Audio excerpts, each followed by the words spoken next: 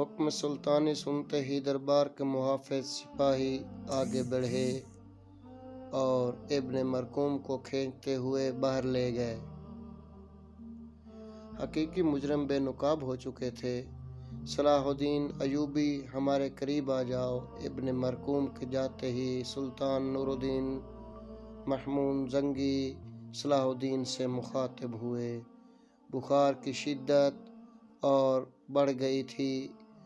یوسف یعنی صلاح الدین ایوبی لڑکھڑاتے قدموں سے آگے بڑھا اور اس نے سلطان عادل کو بوسہ دیا۔ میں بہت شرمندہ ہوں کہ میری وجہ سے آپ کو شدید اذیت پہنچی۔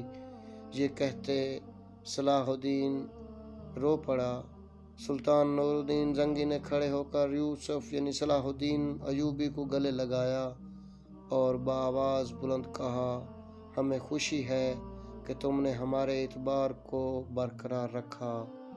ابھی سلطان کی بات مکمل بھی نہیں ہوئی تھی کہ یوسف یعنی صلاح الدین ایوبی لڑکھڑا کر تخت پر گر پڑا۔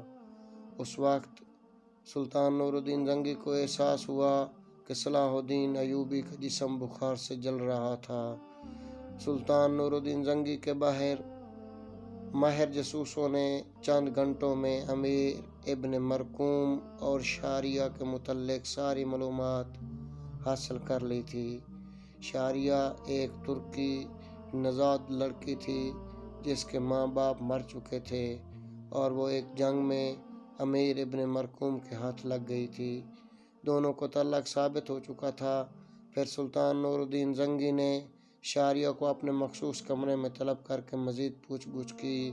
شاریہ نے رو رو کر بتایا کہ ابن مرقوم اس پر بے پناہ تشدد کرتا تھا، یہاں تک کہ اپنی جان بچانے کی خاطر وہ صلاح الدین ایوبی پر تہمت طرازی پر مجبور ہو گئی۔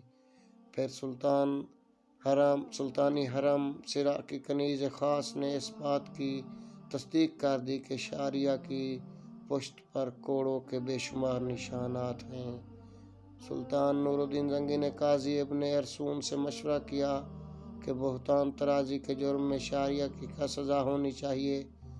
قاضی ابن ارسون نے قرآن حکیم کی ایک آیت مقدسہ کا حوالہ دیتے ہوئے کہا، باری تعالیٰ کا ارشاد ہے کہ اگر کوئی شخص بھوک سے مر رہا ہے تو وہ حالت اضطرار میں مردار بھی کھا سکتا ہے۔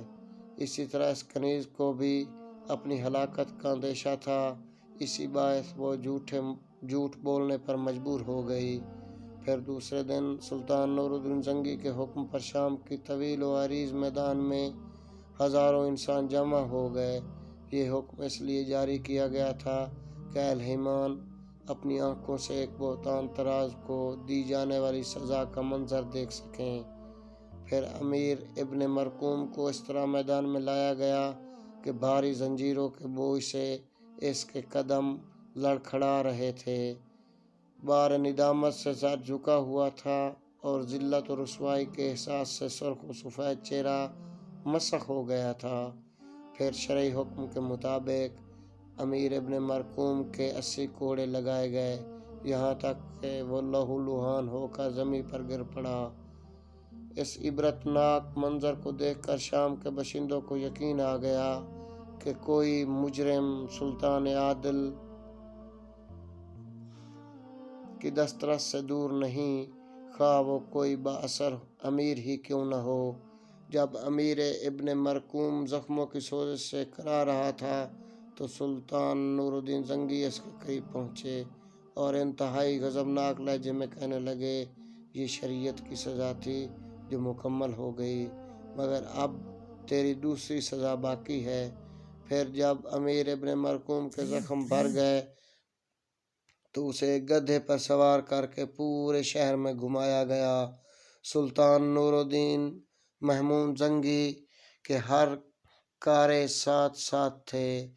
جب یہ عبرتناک منظر دیکھنے کے لیے لوگوں کی بھیڑ جمع ہو جاتی تو سلطانی نقیب اہل شہر کو مخاطب کرتے ہوئے بآواز بلند کہتے، یہ اس شخص کی سزا ہے جس نے اپنے فرض منصبی سے کوتاہی برتی اور سلطان عادل کے اعتماد کو ٹھیس پہنچائی۔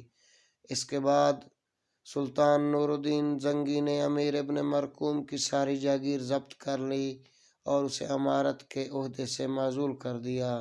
اب وہ شام کا ایک غریب اور لعنت زدہ شخص تھا۔ سلطان نور الدین محمود زنگی نے امیر ابن مرکوم کی ضبط شدہ جاگیر صلاح الدین ایوبی کو دینی چاہی، مگر اس نے اعلیٰ ظرفی کا مظاہرہ کرتے ہوئے ان جاگیروں کو قبول کرنے سے انکار کر دیا۔ میں ہمیشہ سلطان عادل کا ممنون و کرم رہوں گا کہ آپ ہی کے الطافات خاص کے باعث مجھے پہچانا گیا اور یہ عزت و توقیر حاصل ہوئی۔ صلاح الدین ایوبی کے لہجے سے احترام بھی جھلک رہا تھا اور وقار بھی۔ اگر سلطان عادل مجھے مجبور کریں گے تو میں ظاہری طور پر اس انعام کو قبول کر لوں گا، لیکن زندگی بھر میرا دل ایک عجیب اضطراب و خلش کا شکار رہے گا۔ سلطان نور الدین زنگی نے کسی قدر حیرت سے صلاح الدین ایوبی کی طرف دیکھا اور انتہائی نرم لہجے میں کہا، اپنی بات کی وضاحت کرو صلاح الدین ایوبی۔ سلطان عادل مجھے یہ احساس چین سے بیٹھنے نہیں دے گا کہ جسے میں غاصب ہوں۔ صلاح الدین ایوبی نے مؤدب لہجے میں اپنی بات کی وضاحت کرتے ہوئے کہا، میں نے امیر ابن مرکوم کی جاگیروں پر قبضہ کر لیا ہے۔ تم غاصب تو اس وقت کہلاتے جب اس میں تمہاری ذاتی کوششوں کو دخل ہوتا۔ صلاح الدین ایوبی کا جواب سن کر سلطان نور الدین زنگی محمود کے ہونٹوں پر ہلکا سا تبسم ابھر آیا تھا۔ اگر غاصب نہیں تو پھر خود کو ایک سود خور سمجھوں گا۔ صلاح الدین ایوبی نے نئے انداز سے اپنے انکار کی توجیہ پیش کرتے ہوئے کہا، ان جاگیروں کے حصول میں میری کسی ذاتی کوشش یا کارکردگی کو دخل نہیں ہے۔ میرے لیے یہی اعزاز کافی ہے کہ سلطان عادل نے مجھے ہم کلامی کا شرف بخشا۔ صلاح الدین ایوبی کا جواب سن کر سلطان نور الدین زنگی پر گہرے مسرت کے رنگ ابھر آیا۔ پھر حاضرین دربار سے مخاطب ہو کر بولے، یوسف کے خد و خال بہت غور سے دیکھ لو، اہل وفا کے چہرے ایسے ہی ہوتے ہیں۔ سلطان نور الدین زنگی کے ان الفاظ سے صلاح الدین ایوبی اور اس کے خاندان کا مرتبہ کچھ اور بلند ہو گیا، مگر اس کے ساتھ ہی کچھ دوسرے امراء کے دل میں بھی حسد کے جذبات کروٹیں لینے لگے۔ بعض جہاں دیدار اور قیافہ شناس امیروں کو اندازہ ہو گیا تھا کہ سلطان کا مصاحب خاص ہونا اس نوجوان کی حقیقی منزل نہیں ہے، بلکہ اس کا مقام کچھ اور ہی ہے۔ ترکی نژاد قدیر شاریہ کو بھی صلاح الدین ایوبی نے دل کی گہرائیوں سے معاف کر دیا اور سلطان نور الدین زنگی سے سفارش کر کے سلطانی حرم سرا کے کنیزوں میں شامل کرا دیا۔ شاریہ کو پہلے صلاح الدین ایوبی سے محبت تھی، مگر جب اس نے ایک نوجوان کی اعلیٰ ظرفی کا یہ عظیم الشان مظاہرہ دیکھا تو وہ ورفتہ ہو گئی اور ایک دن شدید اضطراب کی حالت میں صلاح الدین ایوبی کے گھر پہنچ گئی اور اہل خانہ کے سامنے رو رو کر صلاح الدین ایوبی سے معافی مانگنے لگی۔ نجم الدین ایوب اور زبیدہ نے بھی ایک بے سہارا لڑکی سے ہمدردی کا اظہار کیا۔ پھر شاریہ نے نجم الدین ایوب سے عاجزانہ درخواست کرتے ہوئے کہا کہ مجھے صرف اتنی اجازت دے دیں کہ میں کبھی کبھی آپ کے گھر حاضر ہو جایا کروں۔ مجھے آپ بزرگوں کی شکل میں اپنے ماں باپ نظر آتے ہیں۔ نجم الدین ایوب اور زبیدہ نے خوشی سے اجازت دے دی۔ شاریہ کے پاس صلاح الدین ایوبی کو دیکھنے کا یہی ایک بہانہ تھا۔ شاریہ کو جب بھی فرصت ملتی وہ نجم الدین ایوب کے یہاں پہنچ جاتی۔ پھر ایک دن اسے صلاح الدین ایوبی تنہائی میں مل گیا۔ یہی وہ ساعتیں تھیں جب شاریہ نے صلاح الدین ایوبی کے سامنے کھل کر اپنی محبت کا اظہار کر دیا۔ صلاح الدین ایوبی، تم ایک سپہ سالار کے بیٹے اور سلطان عادل کے مصاحب خاص ہو۔ شاریہ کے لہجے میں محبت کی شاریہ کے لہجے میں سوز عشق اور دل کا درد شامل تھا۔ میں ایک ادنا کنیز سہی مگر تم سے بے پناہ محبت کرتی ہوں، ایسی محبت کہ تمہاری والدہ کے بعد شاید ہی دنیا کی کوئی عورت اس کا دعویٰ کر سکے۔ صلاح الدین ایوبی خاموشی سے شاریہ کی بے حد جذباتی گفتگو سن رہا تھا۔ میں اپنی محبت کا جواب محبت سے نہیں چاہتی۔ یکا یک شاریہ کی آنکھوں سے نمی جھلکنے لگی تھی۔ بس تم مجھ سے ایک وعدہ کر لو، صرف زمادی وعدہ۔ کیسا وعدہ؟ صلاح الدین ایوبی نے چونک کر کہا۔ یہی کہ تم مجھے یاد رکھو گے مگر برے نام سے نہیں۔ شاریہ روتے روتے التجا کر رہی تھی کہ میں اس واقعہ کو یکسر فراموش کر دیا ہے شاریہ۔ صلاح الدین ایوبی نے انتہائی نرم اور شریر لہجے میں کہا کہ اس لڑکی کے دل سے جرم کا احساس مٹ جائے۔ یہ تمہاری عظمت ہے صلاح الدین کہ تم نے اس واقعہ کو بھلا دیا، مگر وعدہ کرو کہ تم مجھے فراموش نہیں کرو گے۔ شاریہ کے دل کی گہرائیوں میں چھپا حرف آرزو اس کے دلکش ہونٹوں پر آ کر مچل گیا۔ جب تم بہت بڑے انسان بن جاؤ گے اور لوگ تمہاری قربت کو ترسیں گے تو مجھے اپنے دیدار سے محروم نہ کر دینا۔ اپنے محافظ سپاہیوں کے نام فرمان جاری کر دینا کہ جب شاریہ نام کی کوئی مجنون عورت تم سے ملنے آئے تو اسے نہ روکا جائے۔ شاریہ کے جذبات کو دیکھ کر صلاح الدین ایوبی کچھ دیر کے لیے اپنی جگہ ساکت ہو کر رہ گیا۔ پھر جب حیرت و سکوت کی یہ کیفیت زائل ہوئی تو وہ مسکراتے ہوئے شاریہ سے مخاطب ہوا۔ تمہیں کیسے معلوم کہ میں بڑا انسان بنوں گا؟ شاریہ نے انتہائی پرسوز لہجے میں کہا۔ میرا دل گواہی دیتا ہے کہ ایک دن تم بڑے مرتبے پر پہنچو گے۔ صلاح الدین ایوبی نے شاریہ کی گفتگو کا ایک شدید جذباتی عمل سے تعبیر کیا اور مسکراتے ہوئے کہا، اگر میری زندگی میں وہ دن آیا تو تم کسی رکاوٹ کے بغیر مجھ تک پہنچ سکو گی۔ شاریہ کے دلکش چہرے پر ایسی اطمینان کی لہر دوڑ گئی جسے اسے زمانے بھر کی دولت حاصل ہو گئی ہو۔ تہمت طرازی کے اس واقعے کے بعد صلاح الدین ایوبی کی قدر و منزلت میں مزید اضافہ ہو گیا تھا اور سلطان نور الدین زنگی اس پر پہلے سے زیادہ مہربان نظر آنے لگے تھے۔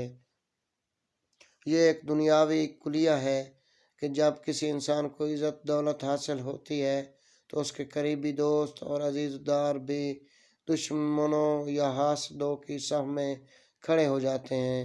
غیروں کا تو ذکر ہی کیا، دربار سلطانی میں نوعمر صلاح الدین ایوبی کی غیر معمولی مقبولیت نے بعض ان امراء کو بھی حسد میں مبتلا کر دیا جو بہت روشن خیال اور اعلیٰ ظرف تصور کیے جاتے تھے۔ معزول امیر ابن مرکوم ویسے صلاح الدین ایوبی سے شدید نفرت کرتا تھا۔ اس نے انتقام لینے کے لیے ان امیروں کو بھی ورگلانا شروع کیا جن سے اس کے قریبی تعلقات تھے۔ وہ دن دور نہیں جب ایک پست خاندان سے تعلق رکھنے والا کرد ہم اعلیٰ نسب عربوں پر حکومت کرے گا۔ امیر ابن مرکوم ایک خفیہ نشست میں صلاح الدین ایوبی کے خلاف زہر اگر رہا تھا۔ اس وقت سلطان نور الدین زنگی کے 3 بڑے امراء راشد ابن عبداللہ، عمیر ابن مروان اور فواد بن کعب موجود تھے۔ میں تو راندہ درگاہ ہو چکا مگر آپ حضرات کو سلطان عادل کی قربت حاصل ہے۔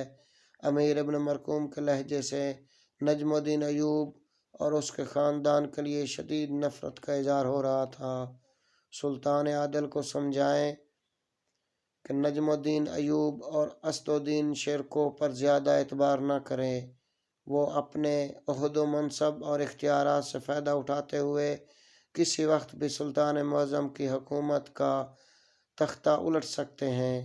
میں نے اس خاندان کا زور توڑنے کے لیے ایک کوشش کی تھی مگر افسوس تقدیر نے میرا ساتھ نہ دیا۔ امیر راشد بن عبداللہ، عمیر بن مروان اور فواد بن کعب ابن مرقوم کی منطقی گفتگو سے متاثر نظر آ رہے تھے۔ ٹھیک ہے، آج میں سلطان عادل کی نظروں سے گر گیا ہوں، مگر پرانا خدمتگار ہوں، اس لیے حق نمک ادا کر رہا ہوں۔